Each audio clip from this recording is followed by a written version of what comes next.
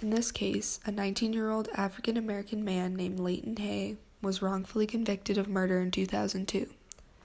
On the day of the crime, police were told that 3 men got visibly upset about the $10 cover charge for a community charity dance.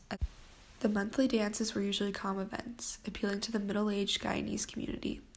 They were organized by Martin Colin Moore, who was 51, a father of 2, and was described as a beloved member of the Guyanese Canadian community.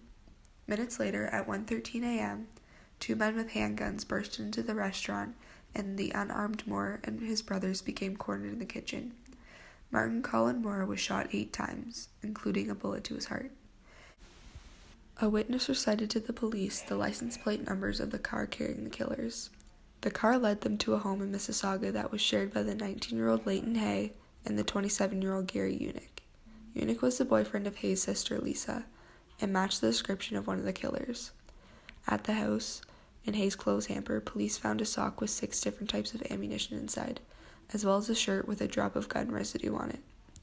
In addition to that, short strands of Hay's hair were found crumpled in a piece of newspaper in the bathroom. The police were told that the second man had dreadlocks, and a witness later identified Hay as having an 80% resemblance to the shooter. Both Unick and Hay were then arrested for first-degree murder. The Crown presented powerful evidence against Unick at their jury trial, and the hair evidence helped send Mr. Hay to the Kingston Penitentiary for life in May of 2004. Mr. Unick was also sentenced to life in prison.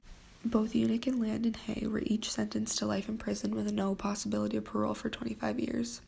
After 12 years, Hay's legal team, James Lochner, Philip Campbell, and Joanne McLean, asked the Supreme Court of Canada to allow them to send the hairs from the newspaper for forensic testing.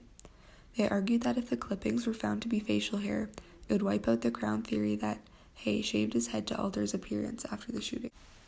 The Supreme Court voted unanimously in favor of the retrial of Mr. Hay. Scientists found that the hairs wrapped in the newspaper were from a facial shave due to a, quote, reasonable degree of scientific certainty, end quote. After hearing this, the Supreme Court of Canada voted 7-1 in favor of granting a new trial for Hay, who was 30. On November 28, 2014, 12 years later, the judge at University Ave Courthouse approved Crown withdrawal of prosecution against Hay.